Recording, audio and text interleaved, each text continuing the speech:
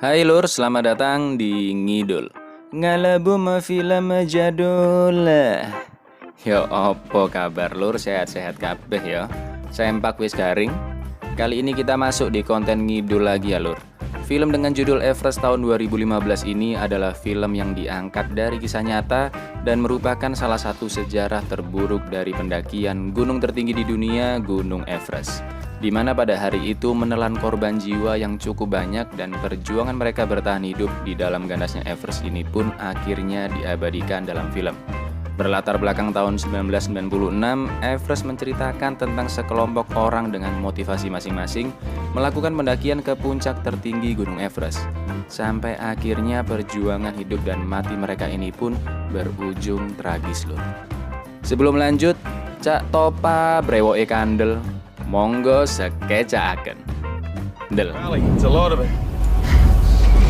Oh no.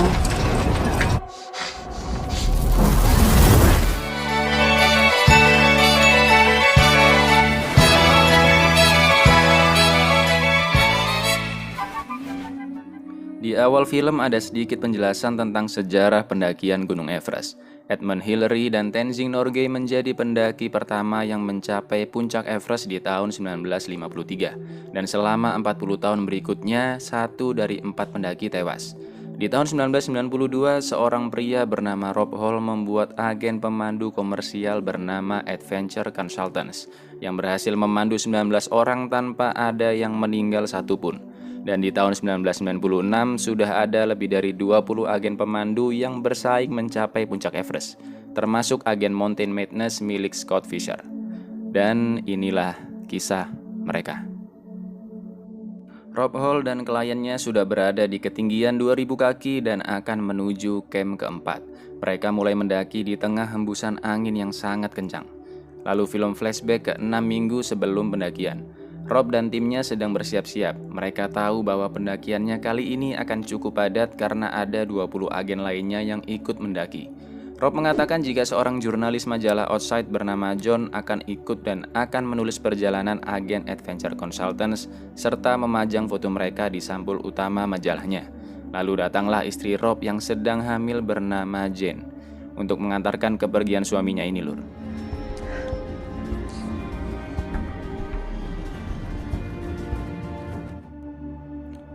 Beberapa klien dari Adventure Consultant sudah sampai di Nepal.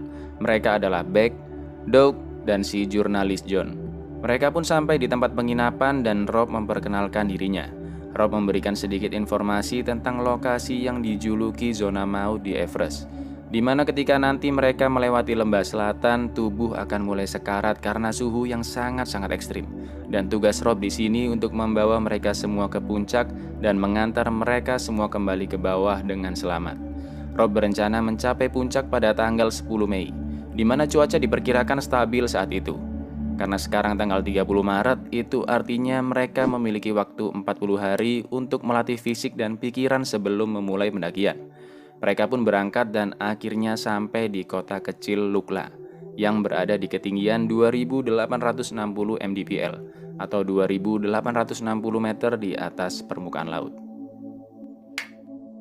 Mereka pun melanjutkan perjalanan melewati jembatan gantung.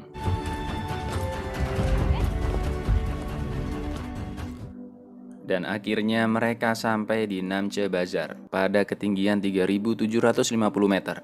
Rob sempat berbincang dengan Doug dan mengatakan bahwa kali ini dia akan membawa Doug sampai ke puncak. Karena sebelumnya si Doug ini nggak pernah sampai puncak karena cuaca yang nggak mendukung Lur. I think I would have made a run for it. Every day I wake up thinking that. Why didn't you do it? Because I turned him around. It's not good. I had to bring him down. Si Beck ini emang orangnya agak songong Dia sangat yakin bisa sampai di puncak padahal dia belum tahu gimana ganasnya Gunung Everest ini. Dalam perjalanan ke base camp Everest, Beck melihat ada orang ditandu dengan bantuan oksigen. Mulai mikir kan inti sekarang Beck. Diperlihatkan pula bongkahan es yang besar di sana yang menandakan betapa dinginnya gunung tertinggi di dunia ini. Padahal pendakian yang sebenarnya belum dimulai Lur. Dan sampailah mereka di base camp Everest dengan ketinggian 5.364 meter. Helen sebagai pengelola camp Adventure Consultants menyambut mereka dan memperkenalkan Eng Dorji, pemimpin pemandu Sherpa atau pemandu lokal di sana.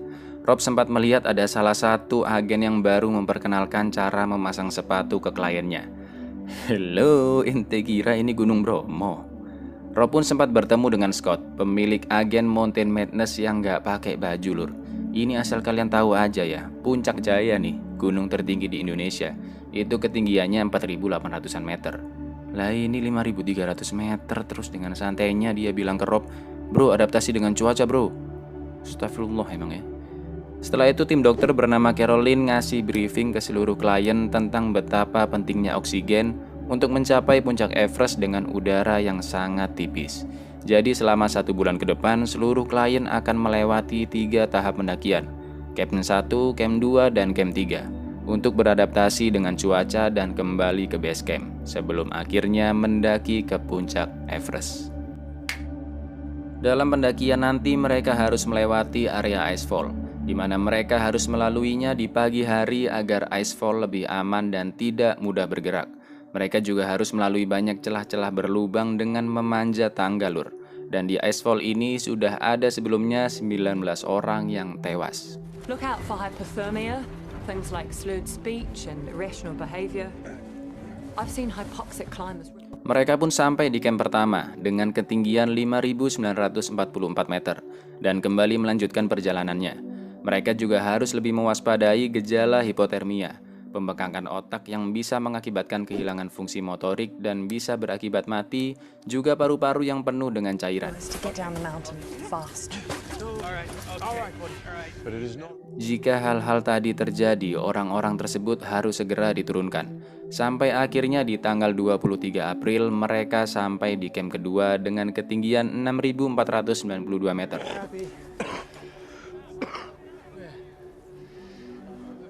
Rob menanyakan kondisi Doc yang batuk-batuk dan memintanya untuk mengecek kondisinya ke Caroline.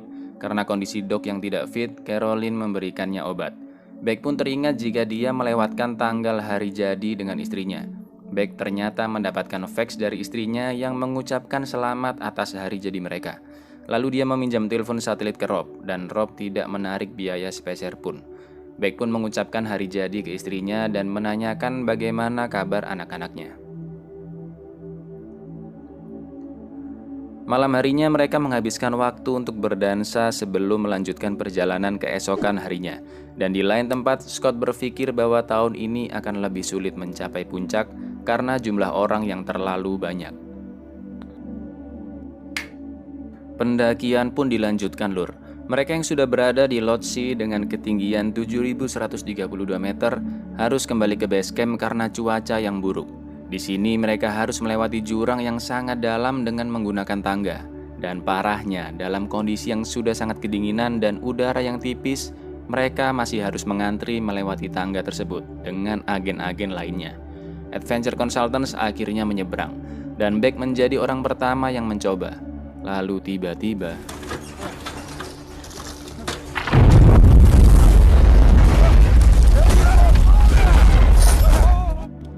Beck yang sudah kehabisan tenaga dan kedinginan langsung didatangi oleh Rob.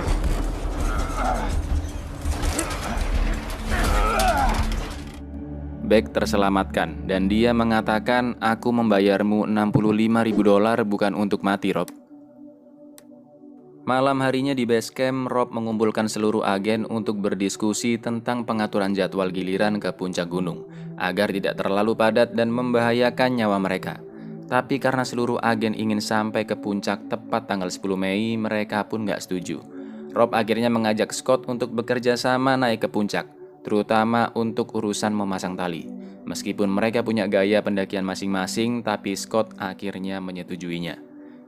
Keesokan harinya pada tanggal 5 Mei, tim gabungan Rob dan Scott menyusun rencana untuk sampai ke puncak. Peralatan apa saja yang mereka punya sampai ke pembagian tugas untuk memperbaiki tali. Setelah itu agen Adventure Consultants menyempatkan berfoto bersama. Dan mungkin ini adalah foto terakhir mereka. I knew it was going to be a go. I can't believe it. Let's go! Malam harinya Rob mendapatkan kabar bahagia bahwa istrinya Jane mengandung anak perempuan yang akan lahir pertengahan bulan Juli nanti. Mereka pun berbincang-bincang di malam itu. Yasuko, wanita Jepang berumur 47 tahun, mendaki Everest karena dia sudah mendaki 6 dari 7 gunung tertinggi di dunia dan hanya tersisa Everest yang belum dia taklukkan.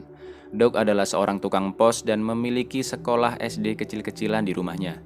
Dia dibantu mengumpulkan uang oleh seluruh siswanya agar bisa mendaki Everest dan menancapkan bendera di puncak. Dan mimpi siswa-siswanya inilah yang akan Doug lakukan agar seluruh siswanya bisa terinspirasi. Mendaki puncak Everest adalah kebanggaan tersendiri bagi Doug. Sebelum pendakian terakhir, tak lupa Rob menelpon istrinya Jane untuk menanyakan kabarnya dan calon putrinya. Rob berharap suatu saat nanti mereka bertiga bisa melakukan pendakian bersama-sama. Pendakian terakhir pun dimulai, dan disinilah kisah tragis mereka akan terjadi, Lur. Karena salah satu anggota Scott tidak sehat, Scott terpaksa kembali ke camp 1 dan nanti akan menyusul Rob. Selangkah demi selangkah mereka berhasil melewati camp kedua. Lalu...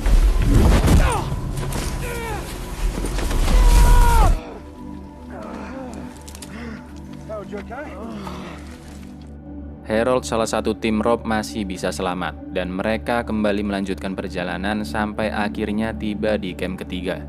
Rob pun menghubungi Scott dan menyarankan untuk beristirahat dulu karena kondisi Scott yang sedang tidak bagus. Tapi Scott masih ngotot untuk melanjutkan pendakian, Lur.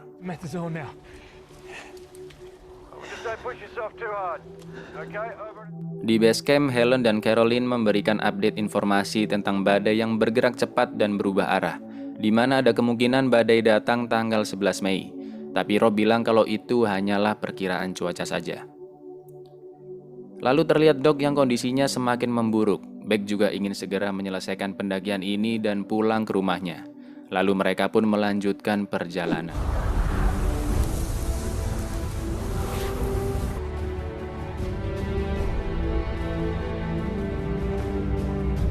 Sampai akhirnya tibalah mereka di camp keempat setinggi 7.951 meter dan angin sangat kencang di sana. Rob berharap cuaca bisa membaik malam nanti atau mereka tidak bisa melanjutkan pendakiannya. Terlihat semua klien di dalam tenda sudah mulai batuk-batuk dan memakai oksigen untuk membantu pernafasan karena udara yang benar-benar dingin dan tipis di ketinggian tersebut, Lur. Scott pun akhirnya juga sampai di camp keempat. Hey guys, come out and take a look. Dan sekarang adalah waktu yang mereka tunggu-tunggu. Hari Jumat tanggal 10 Mei dini hari, di mana cuaca sudah membaik dan tidak ada lagi angin kencang. Rob meminta pendakian segera dilanjutkan agar mereka bisa kembali sebelum jam 2 siang nanti, atau badai akan menimpa mereka. Waktu menunjukkan pukul 4:30 pagi, dan mereka sudah berada di ketinggian 8.412 meter, dan masker oksigen harus selalu dikenakan saat pendakian terakhir ini. Beck pun mulai kesusahan mendaki karena matanya yang kabur efek dari operasi 2 tahun yang lalu. Rob meminta Beck untuk kembali turun dengan salah satu timnya, tapi Beck tetap ingin mendaki. Rob meminta Beck menunggu setengah jam. Jika kondisinya membaik, Beck boleh kembali gabung dengan antrian di belakang. Tapi jika tidak, Beck diminta mengakhiri pendakiannya. Sebagian tim sudah sampai di tebing tenggara, namun tali untuk naik nggak ada karena dibawa oleh Lobseng, salah satu anggota Scott yang masih tertinggal di belakang. Jadi mereka harus segera memasang tali baru. Ini sumpah, kalian bayangin, Lur. Berdiri di tebing securam ini plus salju, plus angin, plus kondisi badan yang mulai melemah, itu nggak bakalan gampang. Rob yang masih di belakang terus mensupport Doug karena sedikit lagi bisa sampai puncak.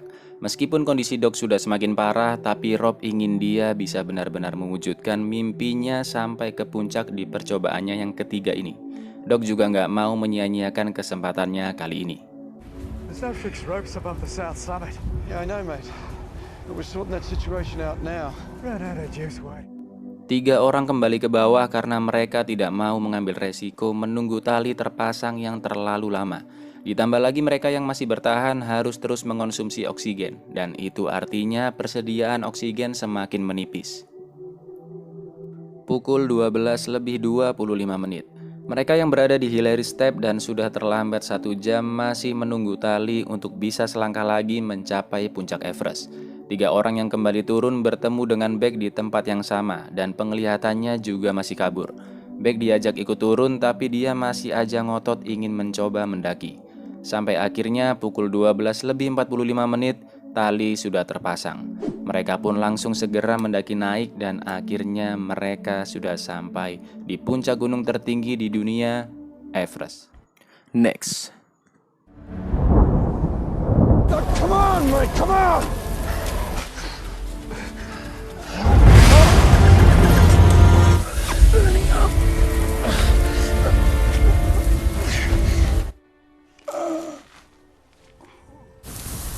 Joy Rob, can you read me?